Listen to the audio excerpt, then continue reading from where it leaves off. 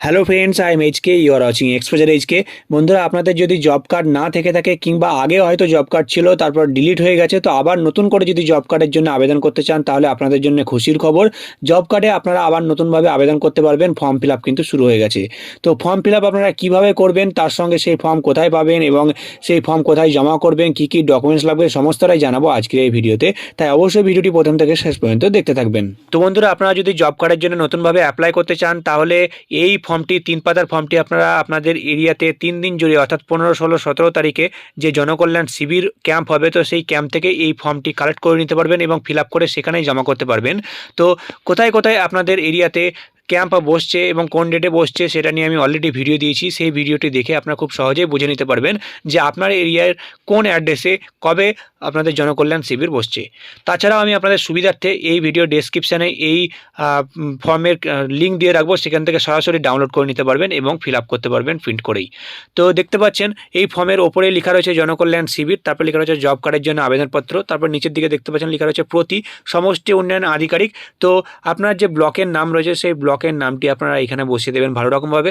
তারপর নিচের দিকে দেখতে পাচ্ছেন লেখা রয়েছে জব কার্ডের জন্য আবেদনপত্র, তারপরে দেখতে পাচ্ছেন লেখা রয়েছে মহাশয়, তারপরে আমি লেখা রয়েছে কমা দিয়ে এখানে একটি ফাঁকা ঘর রয়েছে। তো আপনার যে নাম রয়েছে সেই নামটি আপনারা এখানে ভালোভাবে লিখে দেবেন।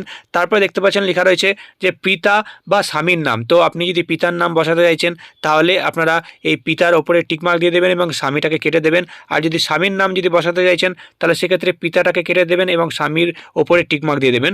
তারপরে আপনার পিতা বা স্বামীর নাম আপনারা এই ঘরটিতে বসিয়ে দেবেন। তারপরে দেখতে পাচ্ছেন আপনার গ্রাম পঞ্চায়েতের নাম কিন্তু চাইছে। তো আপনার যে গ্রাম পঞ্চায়েত রয়েছে সেই গ্রাম পঞ্চায়েতের নামটা আপনারা এখানে ভালোভাবে বসিয়ে দেবেন।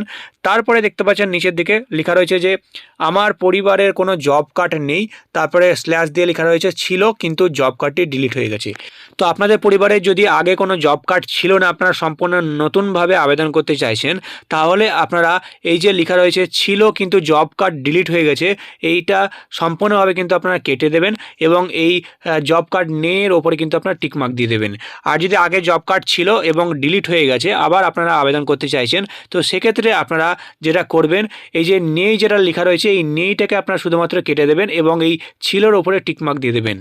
তো তারপরে তার নিচে দেখতে পাচ্ছেন লেখা রয়েছে যে আমি বা আমরা MGNREG আইন 2005 অনুযায়ী মহাত্মা গান্ধী জাতীয় গ্রামীণ কর্মনিশ্চয়তা প্রকল্পে। তো এরপরে আপনারা কি করবেন, এই যে অদক্ষ যেটা লেখা রয়েছে তো এই অদক্ষতে টিকমার্ক দিয়ে দেবেন আর বাকিগুলো আপনারা কেটে দেবেন।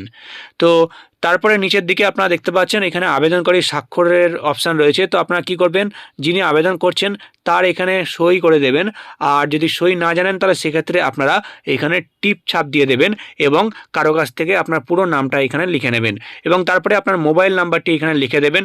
তো তারপরে পরের যে ফর্মটি দেখতে পাচ্ছেন এখানে পারিবারিক তথ্য সংগ্রহের ফর্ম। তো এখানে কি করবেন, আপনার যে নাম রয়েছে আবেদনকারী যিনি রয়েছেন তার নামটি এখানে বসিয়ে দেবেন। তারপরে পিতা বা স্বামীর নামটি আবারও এখানে লিখে দেবেন। তারপরে পরিবারের প্রধান সদস্য যিনি রয়েছেন পরিবারের হেড তার নাম এখানে লিখে দেবেন। তারপরে বর্তমান ঠিকানা এখানে আপনাদেরকে বসাতে হবে। গ্রাম যেটা রয়েছে গ্রামের নাম লিখে দেবেন, মৌজার নাম লিখে দেবেন, সংসদের নাম লিখে দেবেন, গ্রাম পঞ্চায়েতের নাম এখানে লিখে দেবেন, ব্লকের নাম লিখে দেবেন, জেলার নাম লিখে দেবেন এবং পিনকোডটি আপনারা এখানে লিখে দেবেন ভালো রকমভাবে। এরপরে পরিবারে যতগুলো সদস্য রয়েছেন সবার এখানে ডিটেলস এক এক করে ভরতে হবে। দেখতে পাচ্ছেন পরিবারের সদস্যের নাম, পরিবারের সদস্যদের নাম এক এক করে বসাতে হবে। প্রথমে এখানে একজনের নাম বসালেন, তারপরে তার জন্ম তারিখ এখানে লিখে দিলেন, তারপরে তিনি পুরুষ নাকি স্ত্রী তো সেটা কিন্তু এখানে লিখে দেবেন। তারপরে এসসি নাকি এসটি নাকি ওবিসি সেটা এখানে লিখে দেবেন। তারপরে ভোটার কার্ডের পুরো নাম্বার তার এখানে লিখে দেবেন যদি ভোটার কার্ড থেকে থাকে। আধার কার্ডের নাম্বারটা আপনারা এখানে লিখে দেবেন। আধার কার্ডের সঙ্গে যে মোবাইল নাম্বারটির লিঙ্ক রয়েছে সেটা এখানে লিখে দেবেন। আর তারপরে ব্যাংকের তথ্য, আপনার ব্যাংক অ্যাকাউন্ট নাম্বার এবং আইএফএসসি কোড এবং শাখা সমস্তটাই কিন্তু এখানে লিখতে হবে। জায়গাটা খুবই ছোট রয়েছে, আপনারা খুবই ছোটোভাবে লিখবেন কিংবা আপনারা দেখতে পাচ্ছেন এই পাশে একটু জায়গা রয়েছে সেখানেও কিন্তু আপনারা লিখে দিতে পারেন। তো এরকমভাবে যতগুলো সদস্য রয়েছে সব সদস্যের ডিটেলস আপনাকে এখানে ভরতে হবে। এরপরে দেখতে পাচ্ছেন এখানে লেখা রয়েছে আবেদনকারী স্বাক্ষর। তো যিনি আবেদন করছেন জব কার্ডের জন্যে তার এখানে সই করে দেবেন, সই না জানলে টিপছাপ দিয়ে দেবেন এবং এখানে পুরো নামটা লিখে দেবেন। তারপরে দেখতে পাচ্ছেন এখানে রিসিপ্ট কপি আছে। তো আপনি যখন সেই ক্যাম্পে জমা করবেন ফর্মটি তখন কিন্তু আপনাকে এই কেটে এই অংশটা আপনাকে দিয়ে দেবে এবং সেটা আপনারা রেখে দেবেন পরবর্তীকালে স্ট্যাটাস চেক করার জন্য কিন্তু সেটা কাজে লাগতে পারে। এরপরে পরের পেজের যে দেখতে পাচ্ছেন ফর্মটি আধার কনসেন্ট ফর্ম 3 নম্বর পেজে। তো এখানে ইংরেজিতেও লেখা রয়েছে, বাংলাতেও লেখা রয়েছে, আমি আপনাদেরকে বাংলাতে দেখিয়ে দিচ্ছি। দেখতে পাচ্ছেন লেখা রয়েছে আমি, তারপরে এখানে আপনার নাম লিখবেন যিনি আবেদন করছেন, তারপরে জব কার্ডের নাম্বারের এখানে ঘর রয়েছে, আপনারা এটা ফাঁকায় রেখে দেবেন যেহেতু জব কার্ড নাম্বার এখনও পাননি। তারপরে এখানে আধার নাম্বারটি আপনারা বসিয়ে দেবেন পরের ঘরে। তারপরে আপনাদের যে সই রয়েছে যিনি আবেদন করছেন তার সই এখানে করে দেবেন, কিংবা সই না জানলে সেক্ষেত্রে টিপছাপ দিয়ে দেবেন এবং এখানে নামটি লিখে দেবেন। তো এরপরে এই ফর্মটির সঙ্গে আপনারা যে ডকুমেন্টসগুলো দেবেন আমি আপনাদেরকে বলে দিচ্ছি। দেখতে পাচ্ছেন লেখা রয়েছে ভোটার কার্ড, যার যার ভোটার কার্ড রয়েছে সবার জেরক্স, তার সঙ্গে আধার কার্ডের জেরক্স, ব্যাংকের পাসবুকের জেরক্স এবং এসসি বা এসটি বা ওবিসি হয়ে থাকলে তার সার্টিফিকেটের জেরক্স আপনারা কিন্তু এই ফর্মের সঙ্গে দিয়ে দেবেন এবং তার সঙ্গে পরিবারের সকল সদস্যদের এক কপি করে আপনারা ছবি এই ফর্মের সঙ্গে অ্যাটাচ করবেন এবং ফর্মটি আপনারা জনকল্যাণ শিবিরে জমা করবেন। তারপরে কিন্তু তারা ভেরিফাই করবে এবং আপনার জন্য জব কার্ড ইস্যু করে দেবে। তো আশা করি ভিডিওটি ভালো লেগেছে। ভিডিওটি ভালো লাগলে অবশ্যই একটা লাইক করবেন, সবার সুবিধার্থে ভিডিওটি শেয়ার করে দিন, আর এই চ্যানেলে নতুন হলে চ্যানেলটিকে সাবস্ক্রাইব করতে ভুলবেন না। আবার আসছে আর একটা নতুন বড় আপডেট নিয়ে।